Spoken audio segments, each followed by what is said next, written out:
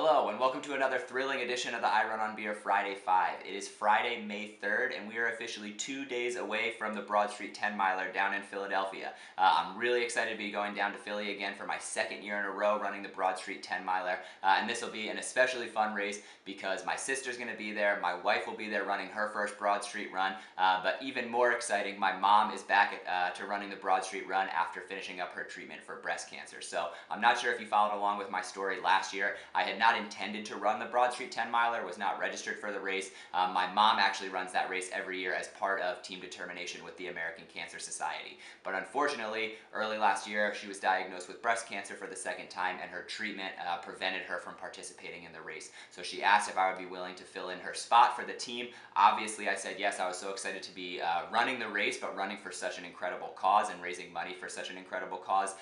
But I'm very excited that our whole family is able to get down there this year, or a huge chunk of our family. The four of us will be running. All four of us were able to raise a lot of money for the American Cancer Society, and I know it's going to be a lot of fun towing the line that day, knowing that those miles that we're running are going towards such an incredible cause. So very excited. All of us, I believe, have hit our fundraising goals as of now. If you're still interested in donating, obviously you can never have enough money going towards such a good cause. I'll leave the link for that down below to our team, and I'll leave a post for all of us, for mine and my wife's team, my mom's team, my sister's team. Obviously you can choose who to donate to. It's all going to a great place, and we've all hit our goals. So just very excited to be going down there and towing the line on Sunday. So because I'm running a race this Sunday, I figured it would be no better time to do the Friday 5 dedicated to my 5 pieces of race gear that I cannot live without on race day. So there are a ton of things that I use every day or for every race. I'm not going to touch on things that everyone has, like their favorite shorts, shirts, shoes, etc., just because I think everyone has personal preferences, but some of those other gear items that I find specific brands or specific products really help me on race day. So without further ado, let's jump into the 5 top gear items that I need with me at every race. Gear item number 1 that I need with me on race day is one that you've seen in almost every video that I've had, and it's a Boko hat. I have 4 different Bib Brave Boko run hats to my disposal, but I cannot run hardly ever without a race. I need something to keep this crazy hair out of my face. So I always run with a hat, and after being introduced to Boko run hats, I haven't been able to turn back. What I really like about them is A, they're designed for athletes. Obviously running with a running purposed hat is a lot better than a traditional hat because it's going to be moisture wicking. They're a lot lighter, more comfortable material. A lot of them can be machine washed, which is nice because they get pretty gross after a while. But what I really like, especially about a lot of the Boko run hats, and I think the visor probably has the best example of this, is that their hats have a built-in sweatband around the head, so to keep any sweat and things like that out of your eyes. Especially on longer races, that becomes a huge problem, and that's the part that really gets the grossest of just like normal cotton hats. So the trucker hat, the running hat, even the beanie, and obviously the visor have a nice sweatband built in to keep that sweat out of your eyes, absorb any sweat that might distract you on race day, keep you nice and dry, keep your face nice and dry, obviously keep the sun out of your eyes, and keep that hair out of your face. So can't run without a Boko hat on race day. Really love having so many options at my disposal depending on what mood I'm in,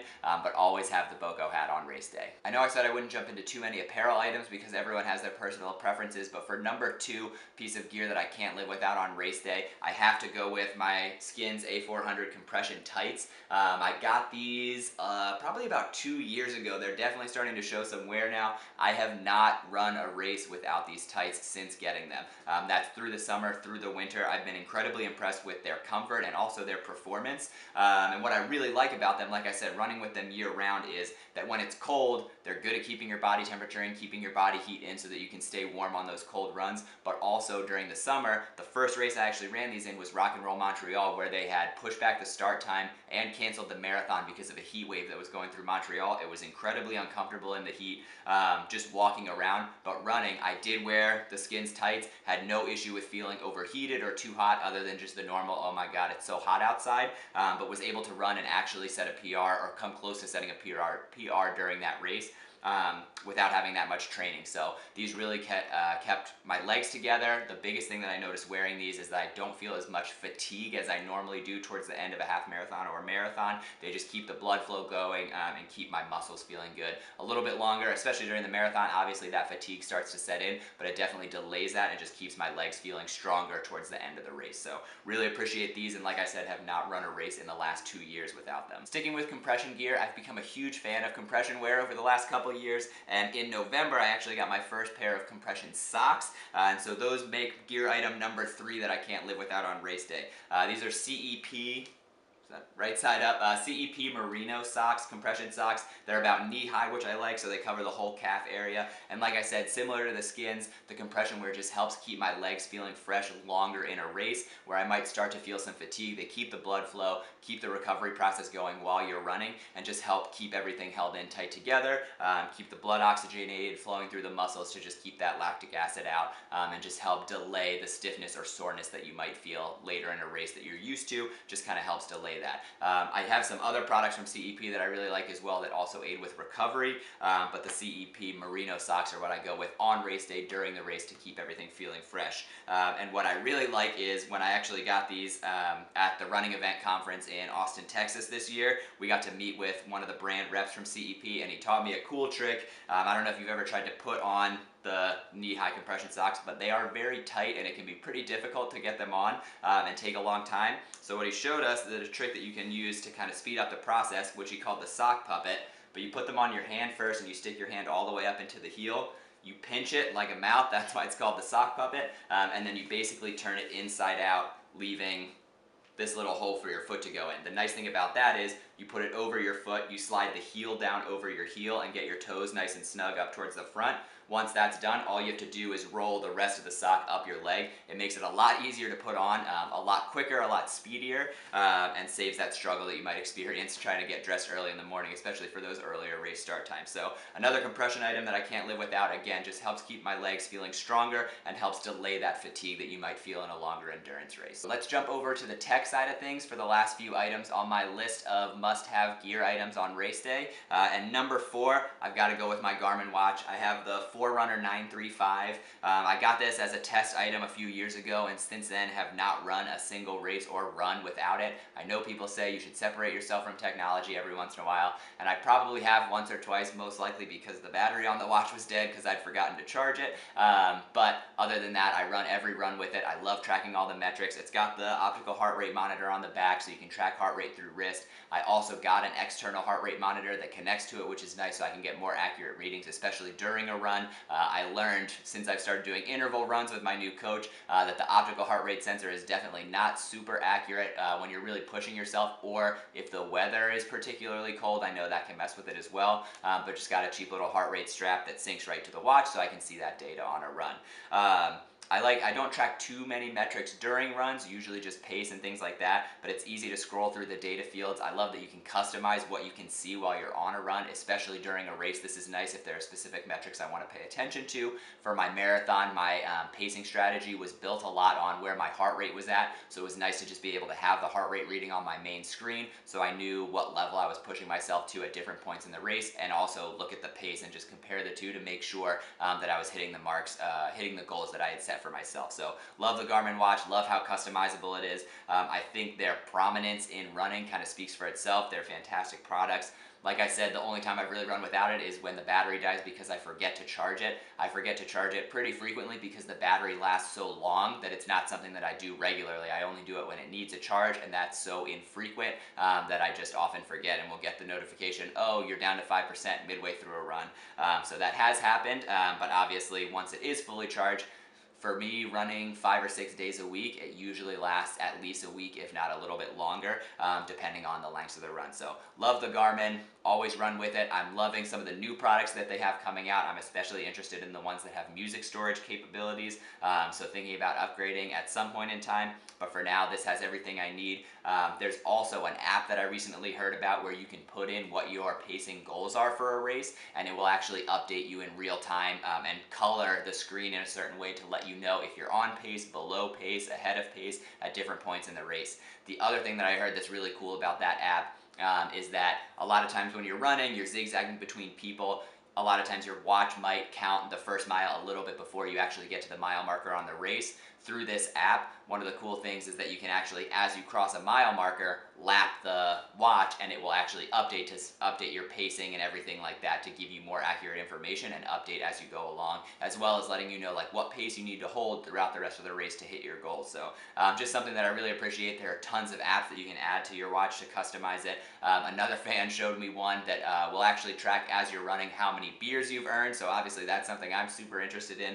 So just a lot of cool features that you can sync with your watch and use especially on race day to come in handy. Last but certainly not least, I'm sure comes as no surprise if you've seen any picture of me from a race, any picture of me on any run, you will always see me wearing my AfterShokz, either the Trex Air or the Trex Titanium. Since I upgraded to the Trex Titanium, these have really dominated my headphone choice. I'll usually switch back to the Trex Titanium if I'm running in the pouring rain or things like that. If I'm at all worried that I might damage them or anything like that, I'll usually go back to the Trex Titanium just because I prefer to protect the airs a little bit more. But even running in the pouring rain, haven't had any issues. Both sets are in perfectly good working condition. Have seen I don't know how many miles of running and still hold up well. But I'll focus on the Trex Airs because that has definitely become my preferred set to wear on training runs as well as on race day. So like I said, I wear these on virtually every run. Even if the battery dies, unlike the Garmin where I don't have a backup, I'll just go back and forth. If the battery dies on one set, the battery lasts forever. I can usually get through probably 4 or 5 solid length runs before I need to recharge them. Now that my mileage has climbed, it's a little bit less just because I'm spending a lot more time running, which means a lot more battery drainage for the headphones. But I use these for everything. For training runs, I'm typically listening to podcasts. During race day, I'm usually listening to music. One thing that I really like that really comes in handy is the multi-purpose button on the side. Controls a lot of things, but one of the main things that I enjoy about it is if a song comes on that I thought was a great idea when I was putting my race playlist together, but once it gets to race day and I'm like, oh, you know what, I'm not really feeling this, not the motivation I need, a quick double tap on the button switches to the next song. So I like being able to control everything without having to access my phone. Obviously, you've got the volume features as well. I have a full review of this also on YouTube. I'll have the link for that below too if you want to check it out.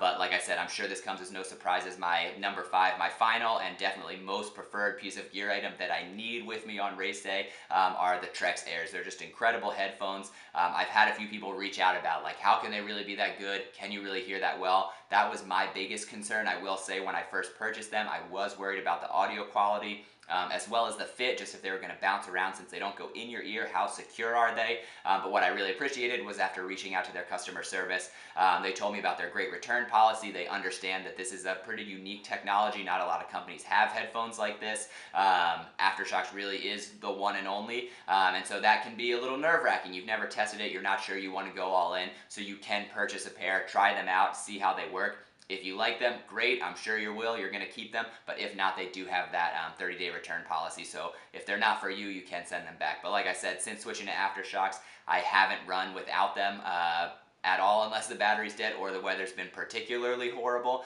But yeah, great pair of headphones, can't recommend them enough, so definitely give them a try. There you have it, my top 5 must-have gear items on race day. As I said with each piece of gear, whether it's something as simple as keeping the hair and sweat out of my face, or the compression gear that keeps my legs feeling fresh throughout a run, or some of the more technological items, since getting each piece of gear that I mentioned, I have not run a single race without them, or hardly even a run without them. They're definitely my favorite gear items in my inventory, and things that will definitely be joining me in Philadelphia this Sunday for the Broad Street 10 miler. So I'm curious to know what your favorite gear items are for race day. What do you need with you to have a successful performance? What do you need with you on race day? What are some things that maybe you use on training runs or don't use on race day? Let me know in the comments below. Do you agree with my list? Are there things that you would have included, things that you prefer to use, or other brands that you enjoy? I'm always looking for new gear and always looking for new people's input on what the top things they need are on race day. So let me know what you think. If you enjoyed the video, please shoot me a like. If you don't subscribe already, I hope you do so. You can follow me on my blog, on Strava, all the social media networks. I'll include links to all that below. But as always, congratulations on making it through another week. I hope you have a phenomenal weekend, especially those of you who are going to be racing.